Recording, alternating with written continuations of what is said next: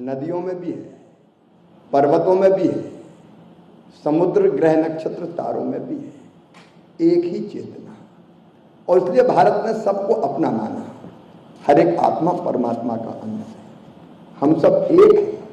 उसलिए हमारे ऋषियों ने कहा अयम निजः परो वेत्ति गणना लघुचेतसाम उदार चरिता नाम तू वसुदैव कुटुंबकम। ये मेरा है, ये तेरा है। ये सोच छोटे दिल वालों का होता है। जो विशाल हृदय के होते हैं वो तो कहते हैं सारी दुनिया ही एक परिवार है। मित्रों, मैं गर्व से भर जाता हूं भारत का ये विचार देख के, केवल मेरा कल्याण नहीं हो, प्राणियों में सद्भावना हो। अब इस सोच की गहराई देखिए, मनुष्य मात्र में नहीं, प्राणियों में सद्भावना हो और विश्व का कल्याण हो। ये भारत का सोच है, भारत के ऋषियों का सोच है। और इसलिए हमारे ऋषियों ने उद्घोष किया सर्वे भवन्तु सुखिनः सर्वे सन्तु निरामया सर्वे भद्राणि पश्यन्तु मां कश्चित् दुःख भाग् भवेत्। सब सुखी हो, सब निरोग हो, सबका मंगल हो, सबका कल्याण। और इसलिए जो काम भी हमने किया वो सबके कल्याण की भावना से किया। और इसलिए जीविकोपार्जन के लिए भी हम प्राचीन समय में अगर खेती करते थे तो खेती में ये भाव निहित था। मुझे अपना बचपन याद है। मेरा गांव योगी जी नर्मदा जी के तट पर, साधु संतों का आना जाना रहता था, नर्मदा जी की परिक्रमा होती थी। नर्मदा जी के दोनों किनारों पर खेती नहीं होती थी। 1-2 किलोमीटर दूर तक पड़त जमीन थी जिनमें पेड़ होते थे और जिनमें घास होता था, गाय के लिए, बैल के लिए, पशुओं के लिए। मुझे अभी भी याद है बैलों की गले की घंटियां। सवेरे 4 बजे जब बोनी होती थी उसके पहले उठते थे, बैलों को खोलते थे और उनको पड़त जमीन में, जिसको हम अपनी भाषा में वहाँ बीड़ कहते थे, घास चराने ले जाते थे। पैठ चराना बोलते थे। उस समय केमिकल फर्टिलाइजर का उपयोग नहीं होता था, धरती उपजाऊ थी, अन्न पोषक पैदा होता था। धीरे धीरे धरती पर दबाव बढ़ा, पड़त जमीन समाप्त हो गई। आज मैं देखता हूं आचार्य जी नर्मदा जी के किनारे तो नीचे जहां तक पानी रहता है वहां तक खेती करते हैं लोग। किनारे प्लान कर दिए, बड़े बड़े ट्रैक्टर आए जो पेड़ों को जड़ से उखाड़ ले गए, चैन वाले ट्रैक्टर कहते थे उस जमाने में। और फिर केमिकल फर्टिलाइजर का प्रयोग प्रारंभ हुआ।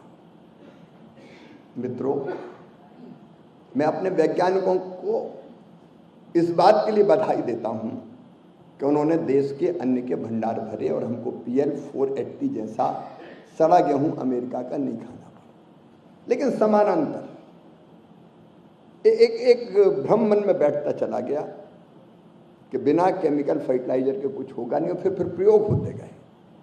अगर उत्पादन बढ़ाना तो और ज़्यादा खाद, और ज़्यादा खाद, और ज़्यादा खाद। ऐसे बीज जिनमें पानी ज़्यादा लगता है।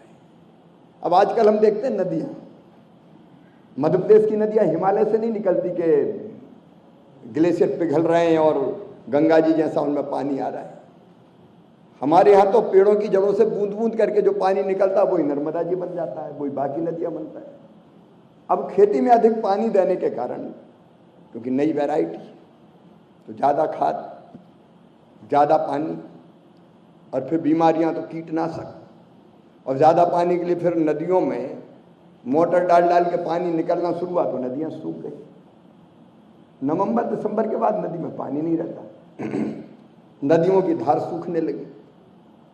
और आज जो परिस्थितियां हैं, जिसको हम देख रहे हैं, जो परिदृश्य देख रहे हैं, वो सचमुच में बहुत भयावह है, बहुत भयावह है।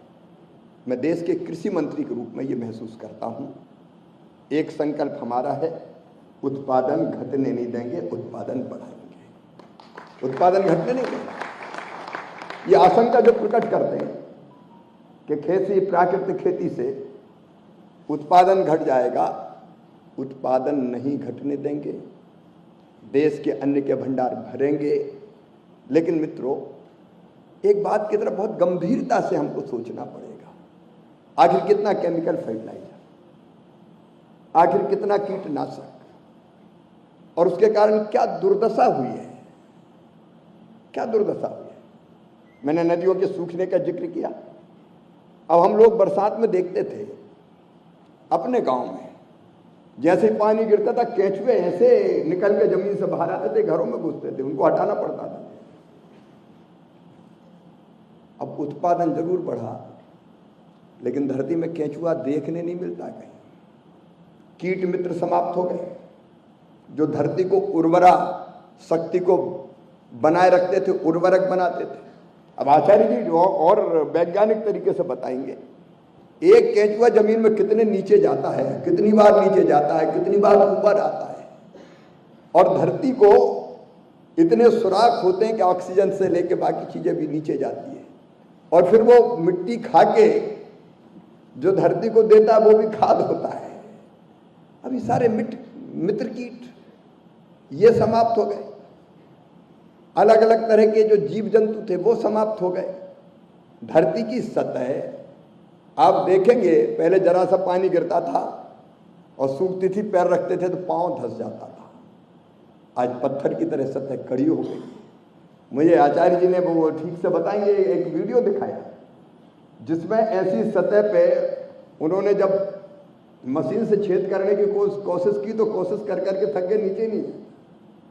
और दूसरी तरफ केमिकल फर्टिलाइजर से रहित जो जमीन है, आप उसकी मॉइस्चर देखिए, नमी देखिए, नरमी देखिए।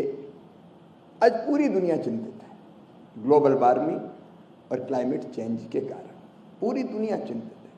आप जानते हैं, हम कई मित्र जानते हैं, उत्पादन खूब बढ़ रहा है, इसमें कोई दो मत नहीं, लेकिन ये भी तो हो रहा है कि कैंसर एक्सप्रेस जैसी ट्रेनें चल रही है। आज हम जो उगा रहे हैं, फल हो, सब्जियां हो, अन्न हो, क्या वो खाने के लायक बचता है?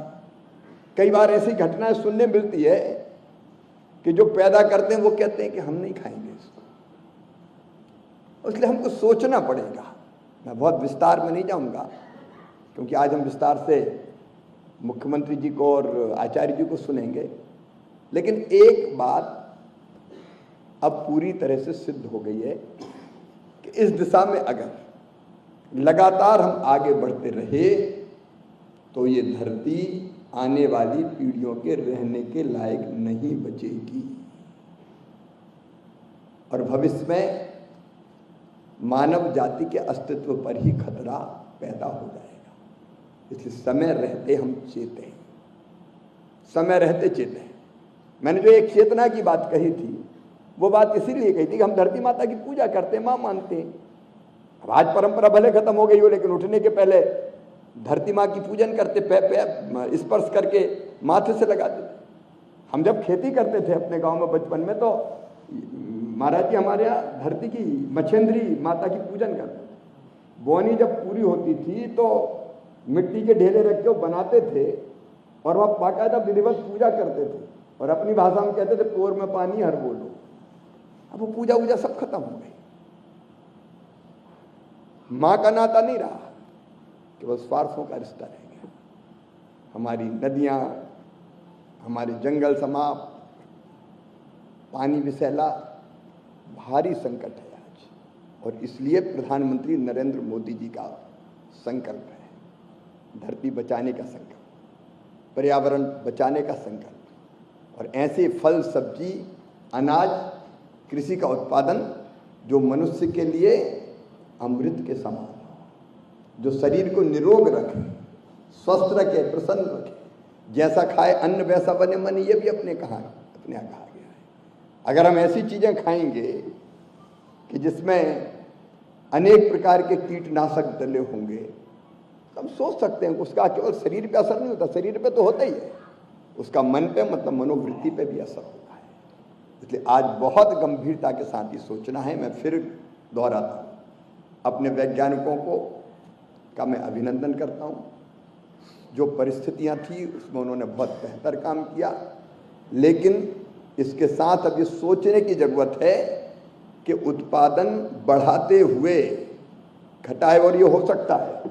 आचार्य जी, अब तो मैं बेताब हूँ, वो कुरुक्षेत्र चलना है मुझे, क्योंकि मैंने सुना है, देखा नहीं है अब तक। शाही जी मुझे आज और बता रहे थे कि वो पूरी टीम लेके गए थे, क्योंकि आपने प्रयोग करके दिखाए बिना केमिकल फर्टिलाइजर के उत्पादन भी बढ़ाया जा सकता है और गुणवत्ता तो अद्भुत होती है। अब मेरे तो मुंह में पानी आ रहा है। शाही जी कह रहे थे कि आपके यहाँ जो फल है, सब्जियां, उनका स्वाद, उनकी सुगंध बिल्कुल अलग हो गई। तो ये प्रयोग करके बैठे, ये केवल सैद्धांतिक विचारक नहीं है। इनने अपनी 200 एकड़ जमीन में कुरुक्षेत्र में जो प्रयोग किए हैं, आज वो हमारे लिए मार्गदर्शन का काम करेगा। और इसलिए अब समय आ गया है। प्रधानमंत्री जी की तरफ मैं जानता हूं, उनके मन में ये संकल्प है कि किसी भी कीमत पर धरती को बचाना चाहिए हमको। जब मैं मुख्यमंत्री था तो उन्होंने मुझे कहा था कि एक ऐसी नाटिका बने कि जिसका मंचन करें, जिसमें धरती माँ कह रही मुझे बचाओ, कितना केमिकल डालोगे, कितना फर्टिलाइजर डालोगे। तो धरती माता को भी बचाना है, धरती बचेगी तो हम बचेंगे। मनुष्य को भी स्वस्थ रखना है। और इसलिए प्रधानमंत्री जी का ये संकल्प है प्राकृतिक खेती। और कृषि मंत्री के रूप में इस संकल्प को आपके साथ मिलकर पूरा करने में हम कोई कसर नहीं छोड़ेंगे। परिश्रम की पराकाष्ठा करेंगे, यत्नों की परिसीमा करेंगे हम लोग, और करेंगे तो होगा। दुनिया में असंभव कुछ है ही नहीं। स्वामी विवेकानंद जी कहते थे मनुष्य केवल 3.5 हाथ का हड़मास का पुतला थोड़ी है, वो ईश्वर का अंश है, अमृत का पुत्र है, अनंत शक्तियों का भंडार है, हमारा आनंद का भागी है। दुनिया में कोई काम ऐसा नहीं कि जो वो ना कर सके। अब ठान लिया तो ये होगा। इसलिए हमारा भी शुभ संकल्प और शिव संकल्प है कि प्राकृतिक खेती को समझा के, कन्विंस करके हम उस कैबिनेट नोट को अंतिम स्वरूप दे रहे हैं। आपके सबके परामर्श से ही उसको फाइनल करेंगे कि एक व्यापक जागरूकता का अभियान, किसानों के बीच जो सच्चाई है, जो तथ्य है, वो सारे देश के किसानों के सामने रखने के लिए हम कम से कम 1 करोड़ किसानों तक जाएंगे, जिनको प्राकृतिक खेती की विशेषता है और आज की समस्याएं उससे अवगत कराएंगे। हम कोशिश करेंगे उनमें से कन्विंस होकर कम से कम 18 लाख किसान ऐसे निकले जो प्राकृतिक खेती करने का संकल्प लें। और प्राकृतिक खेती मतलब पूरे खेत में नहीं। प्रधानमंत्री जी भी ये नहीं, आपके पास 5 एकड़ जमीन है तो 1 एकड़ में करें, आपके पास 2 एकड़ है तो आप आधे एकड़ में करें, कहीं से तो शुरू करें। बाकी में आप करते रहें जो खेती आज कर रहे हैं, लेकिन अपने जमीन के एक हिस्से पर हम प्राकृतिक खेती के प्रयोग शुरू करें। और एक और प्रयोगशाला बनेगी हमारे कृषि विश्वविद्यालय, योगी जी बता रहे थे, एक कृषि विश्वविद्यालय को प्राकृतिक कृषि के लिए विश्वविद्यालय के रूप में ही बनाएंगे। मैं उनका अभिनंदन करता। हमारे कृषि विश्वविद्यालय, हमारे कृषि महाविद्यालय, एग्रीकल्चर कॉलेज और हमारे कृषि विज्ञान केंद्र, इनको हम प्रयोगशाला बनाने की दिशा में काम करेंगे ताकि ये प्रकाश स्तंभ का काम करे बाकी लोगों के लिए। और उसके साथ साथ वो प्राकृतिक खेती